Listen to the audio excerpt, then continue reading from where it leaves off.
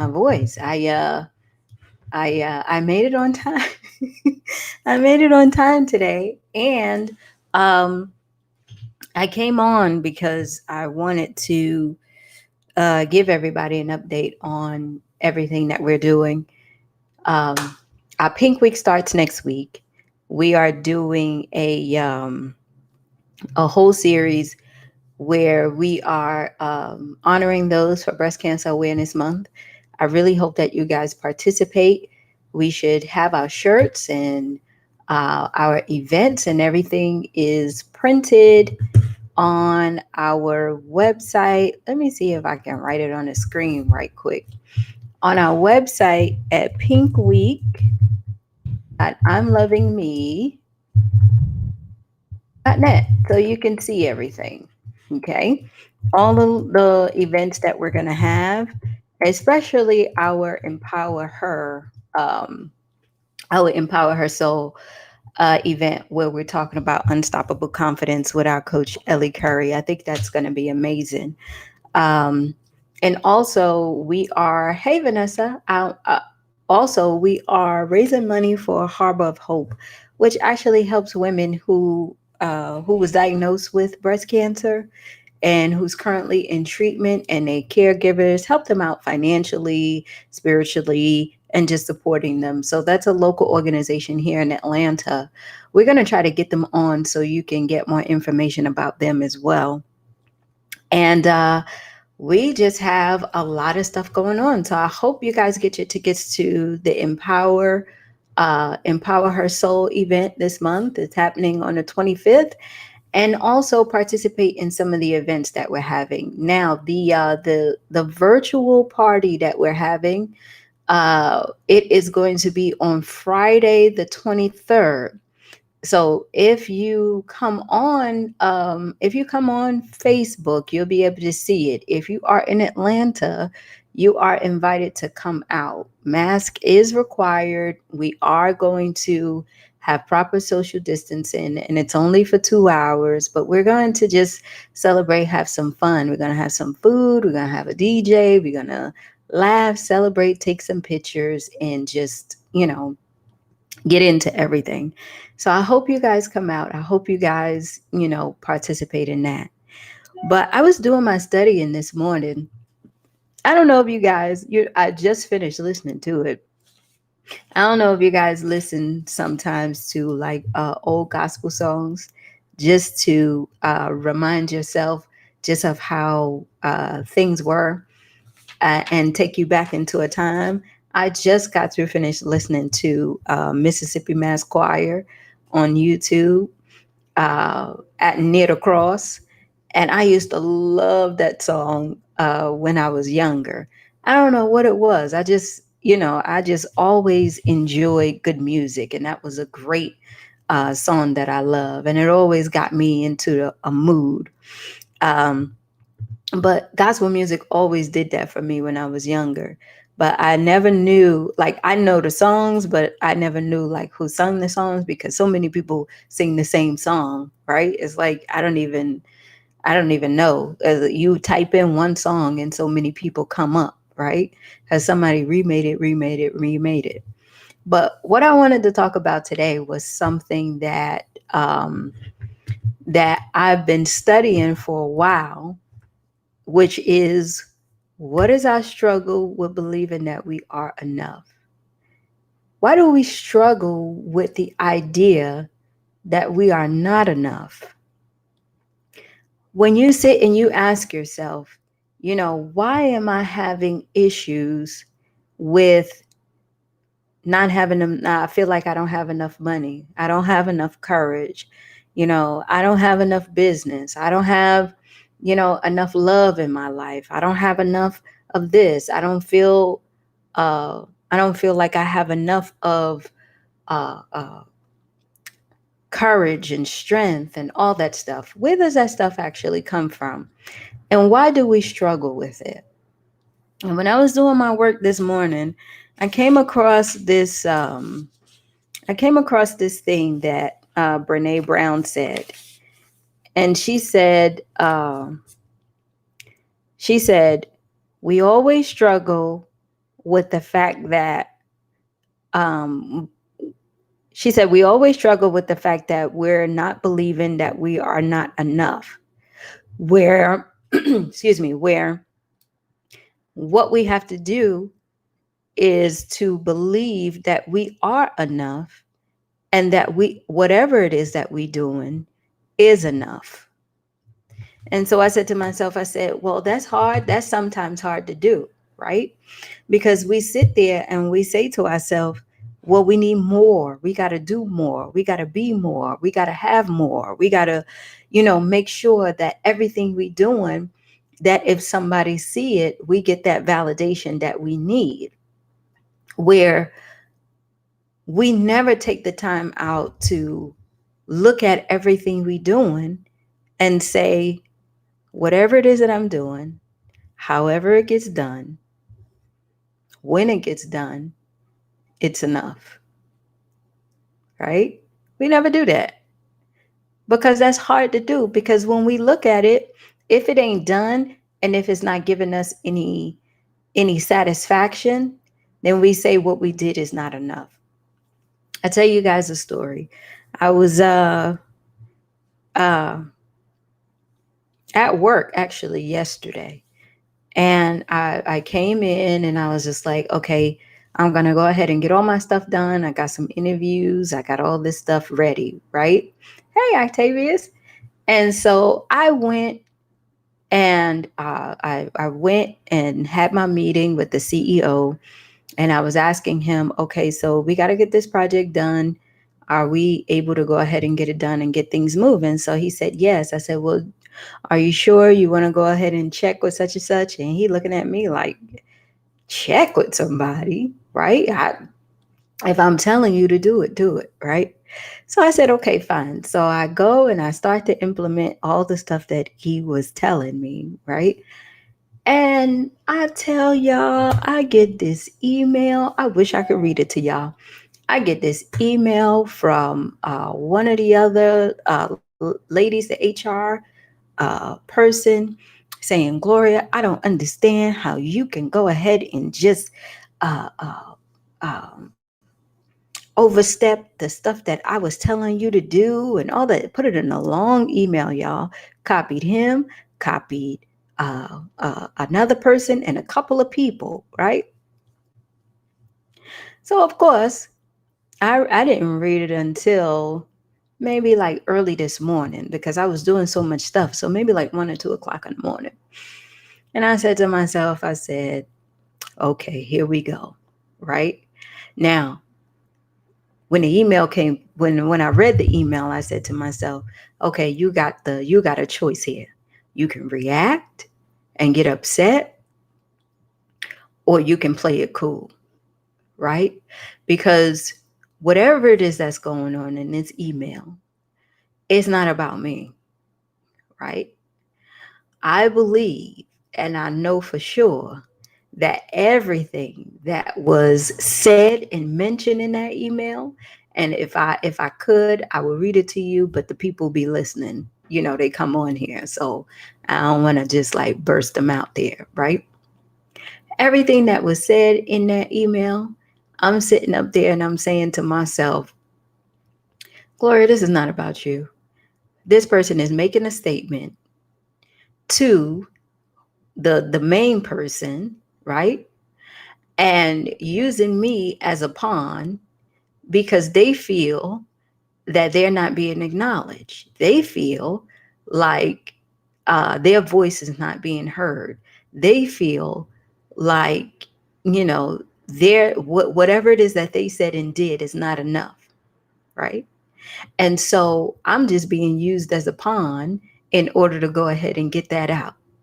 Does that make sense?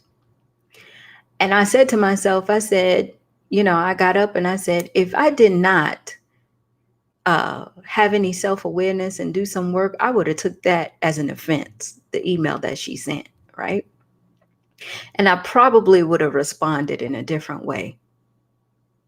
But when we are in situations where we are struggling and feeling like we're not enough and feeling like what we're doing is not enough, we tend to lash out, right?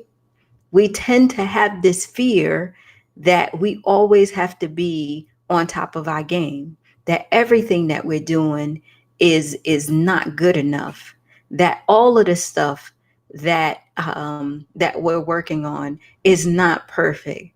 Where in actuality, right? In actuality, the only thing that we're not doing is that we're not allowing ourselves to say, hey, you know what? If this is what it's going to be, this is what it's going to be. Let me go ahead and check and make sure that what is really going on is really going on. She didn't do that. She just assumed, she ran with it, she took it, and then she started lashing out, right? So I said to myself, if I wasn't who I was, what would I do? Right? And I said to myself, ooh, she would have been called a couple of you know what's and you know what. Right? For real. For real. But when you know who you are and you know stuff about yourself, you start to be able to control your emotions.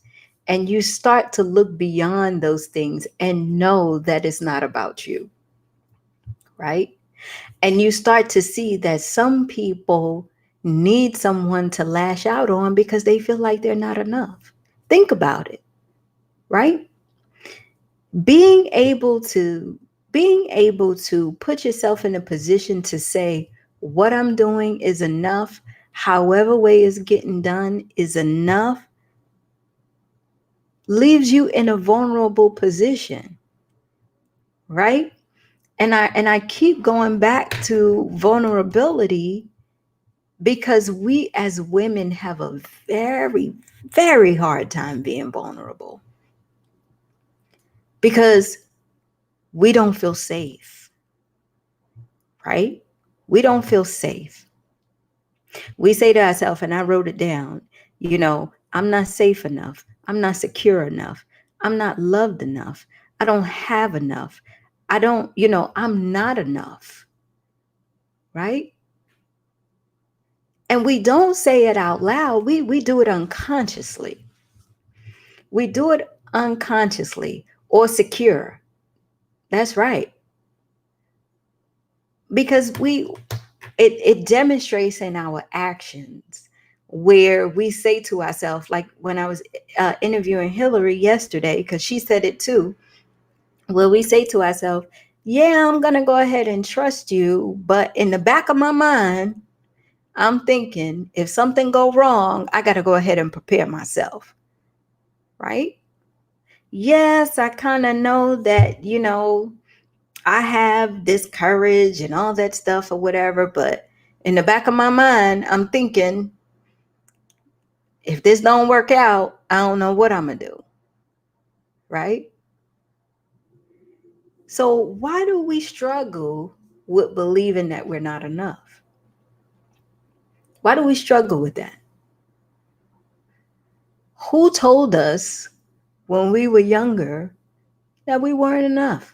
The stuff that we were doing wasn't enough, that we had to work harder, that we had to do more. And you guys know I struggle with that, right? And I say to myself, well, for me, I was never told I wasn't enough, but I always I always thought that if I didn't achieve something, I felt like I wasn't enough. I didn't give it my all. If I'm in a situation, excuse me, if I'm in a situation where I felt like I wasn't secure, then I felt like, you know, like I wasn't enough. I'll tell you guys another story, and this is the honest to God truth. You guys know I tell my business to y'all because this is our platform. This is what we do, right? So here it is. Um, my ex-husband came to me 2 days ago, right? And He was like, "Can you drop me off somewhere, to drop his truck off to go get it fixed and everything?" And I was like, "Yeah." It was in the middle of a work day, right? But I had prioritized my time to go ahead and do it. And so it was Monday. It was on Monday. Yes, I don't know what today is. Is it Wednesday? Or I don't know. But it was Monday. So I go and I drop him off, and then I come back home and I'm doing work, right? So I go do my work, and he's like, "Okay, the truck is ready. Can I get a ride back to the place?" And I said, "Yeah, that's fine." So I stopped what I was doing. I went and I took him to pick up his truck. So he said to me, he gave me a little paper, and he said, "Hey, look, Rooms to Go is having a sale. And they have a sale on couches." He said, "You want to stop by?" I said, "Yeah, I'll take a look, because I do need a couch, right?" So we go in Rooms to Go, and he says, "I'm going to buy you a couch." He says, "I'm going to buy you a couch." He said, "I saw this one. I think is great that you can, have." So we sit with the saleswoman. And at first, I'm sitting up there in my mind. My mind is going off. Right? I'm like, what the hell he buying me a couch for? And what's going on? It's something he got to tell me. And he ain't this nice, right? You know what I'm saying? That he's not this nice. And all the bells are ringing. Everything is going off, right? But it's in my mind, but I'm sitting there calm, right? And I was just like, "You gonna buy this for me?" He said, "Yes, I'm gonna buy you a couch." And the lady and the sales agent who was with us, he said, "Yes, um, she needs a couch, but I am going to pay for it." Right? So the lady looking at me and looking at him, and so she like, "Okay, so you gonna pay for her couch?" She was like, "Yes." So she was like, "Well, girl, do you want to throw in something else?" She like, "Do you want to throw in the lamps?" And he like, "No, no, no." He like, "No, I'm just gonna, get the couch, and then that will be it." So she was like, "Well, do you want to throw in the protection plan?" And I said, and he was like, "Yeah, you could throw that in, just in case. So if something happens." So to make a long story short, the lady in the sales lady was just like, "Wow, you got an early, Christmas gift." And I said to myself out loud, I said, "Well, he always make me feel secure, right?" And it wasn't until I was on my way home that I figured out that that was something that I knew that I can be vulnerable with him with. The idea of feeling that security, because that's how it was when we were married, right? But y'all, I tell you the truth, it is very hard to let go of that, right? Because I'm not dating anybody, but when I was dating somebody, I could not let that go, and still can't. I know his security is there, and I know he has my back. But when you put someone else in that situation, oh, I'm like, "Oh, hell no, I don't trust you. I don't know you like that. You cool, all this stuff." Right? And so that's the struggle, where we're not trying to be with each other or anything like that, but we have that bond back and forth where we share our dogs. And, if something happens, we're still there. We still like friends. But it's very hard on our relationships because we can't let go of that vulnerability we created to allow someone else to come and take over. Does that make sense? Right? And we both know that at some point in time and one day we're going to have to do that. But when I was asking the question, what is the struggle? The struggle is the fear that I'm not going to get the same thing. Like somebody is not going to do that. Like it is just a no-brainer. Oh, you need a new couch? Let's go get one.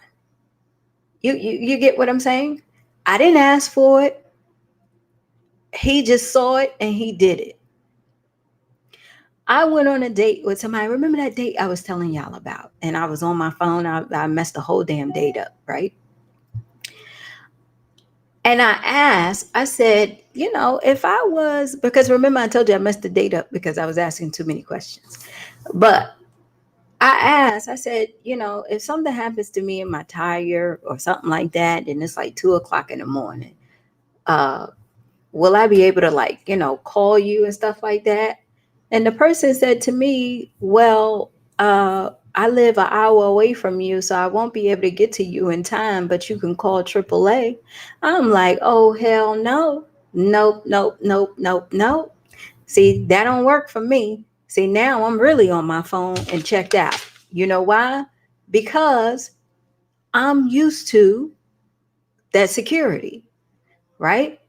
Where this man comes even when I was dating someone else and I called him in the nighttime. Oh yeah, he cussing me out and he's mad, but you'll hear the car turn on, you'll hear the door slam because he's on his way, right? And allowing someone else to come into that space is a struggle still, because giving up the vulnerability, and that is the point, to someone else, I don't believe that they will do the same thing, right? So what is the struggle?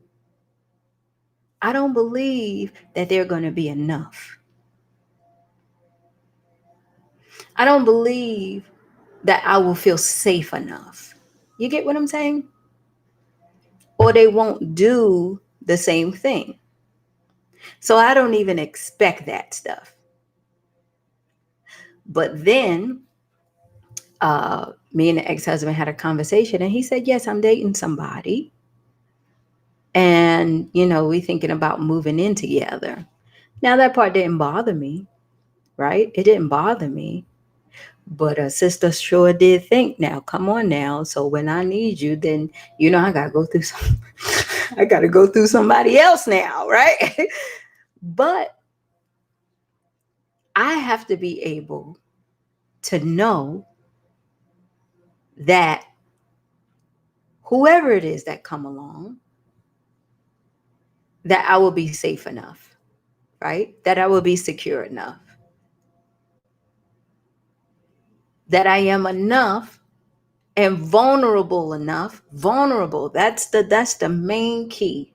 Vulnerable enough to allow myself to be open. And that's what we have to do. We have to be vulnerable enough to allow ourselves to be open. Because once we are vulnerable enough, that is the birthplace of everything that we're hungry for. Does that make sense? It is the birthplace of everything that we're hungry for. Now, for me, I'm not an online dating person. I need to meet you at the store. I got to meet you somewhere out because I like to talk. So I got to have a conversation. I don't really like texting back and forth and then all of that. I still believe in the fairy tale where, oh, I bump into you and it's like, oh, God, well, he is nice looking, right? So I don't venture out like that. But what I recognize is that we have to be able to be okay with what we're doing now and know and understand that we are enough and be able to be independent with that.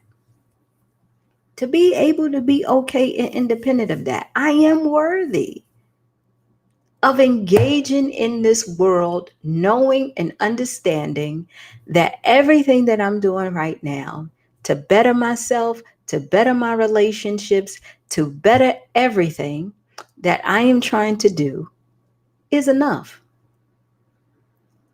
that I can be vulnerable.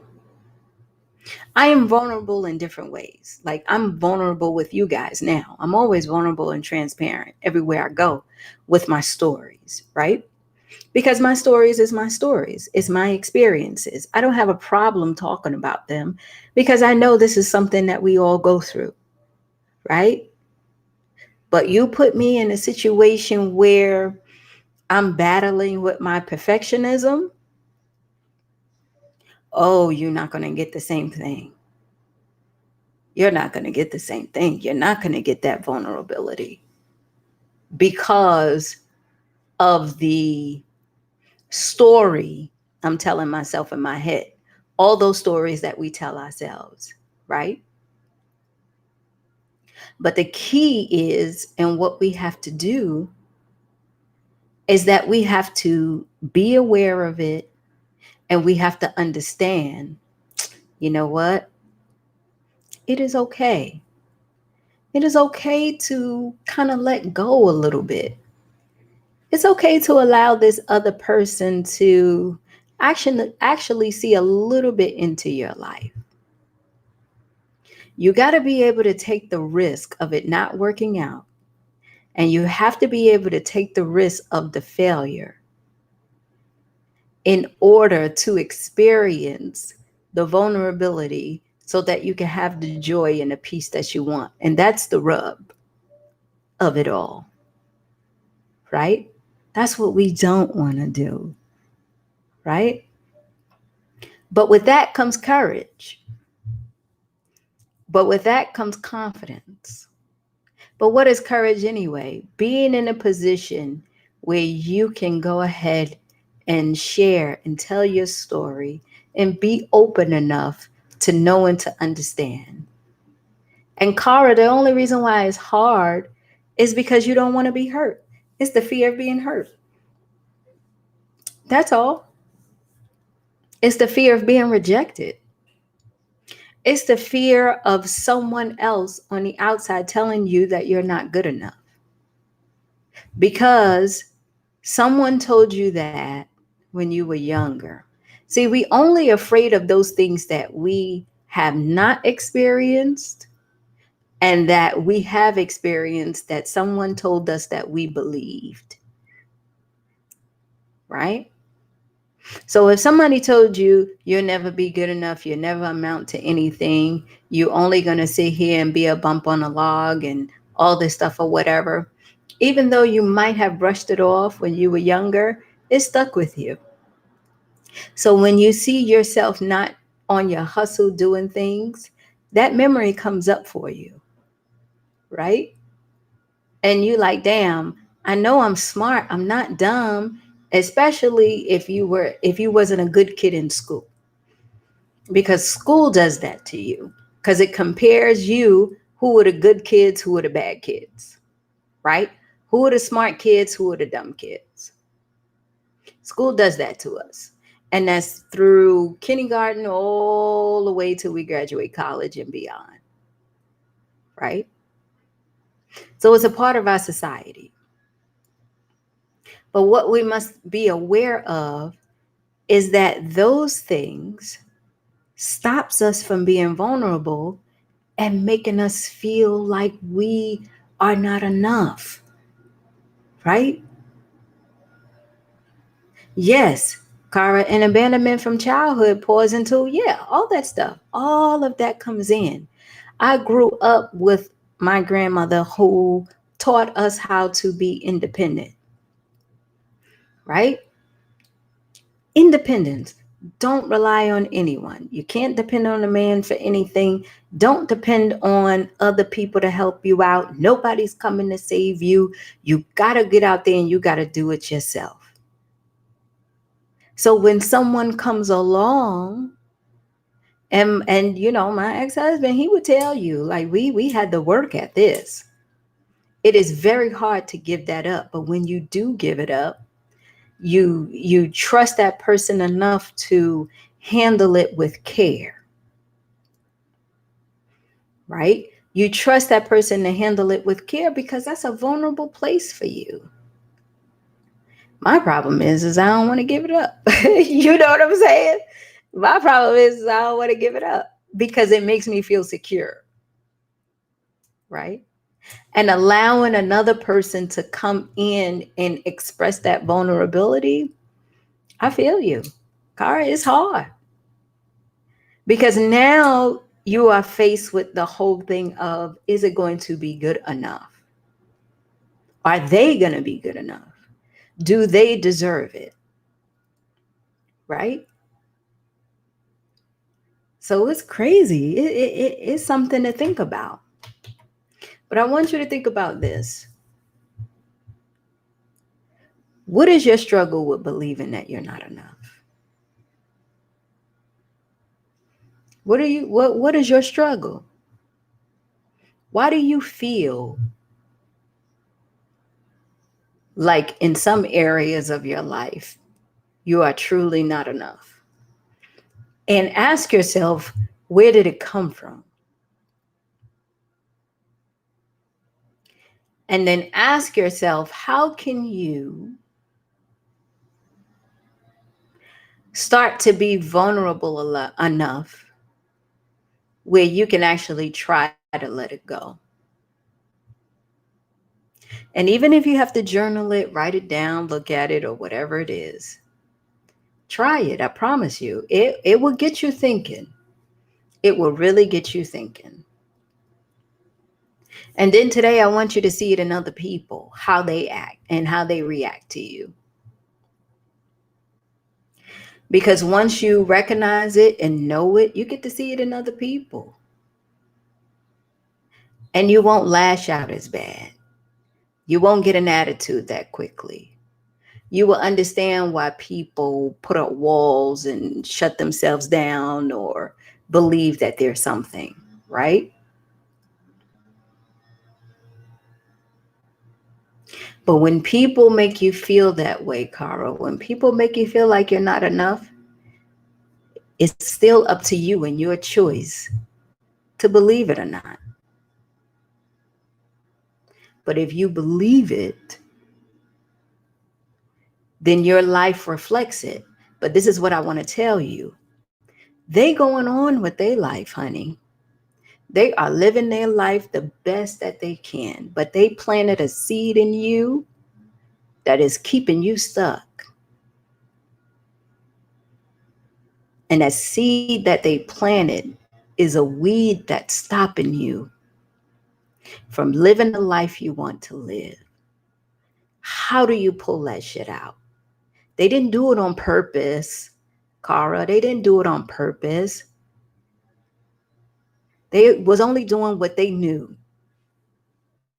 But now that you know, what are you going to do to pull that damn weed out and plant something that will grow healthy and happy so that you can move forward with your life? You get what I'm saying? We all got it. We all got it. We all got it. But the idea is, how do we move forward? How do we continue to be aware of it? And how do we structure our lives so that we're able to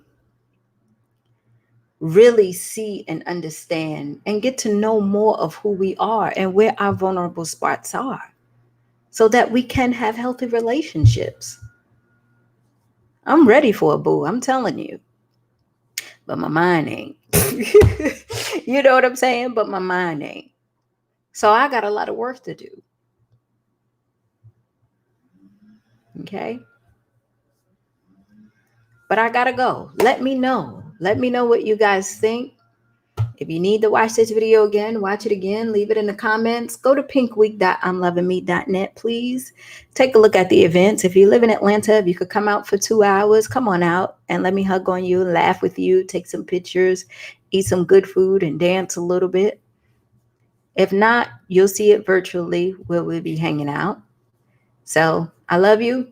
There's nothing you can do about it. Choose some of the events that you want to come to or come to all. And I'll see you guys tomorrow. All right.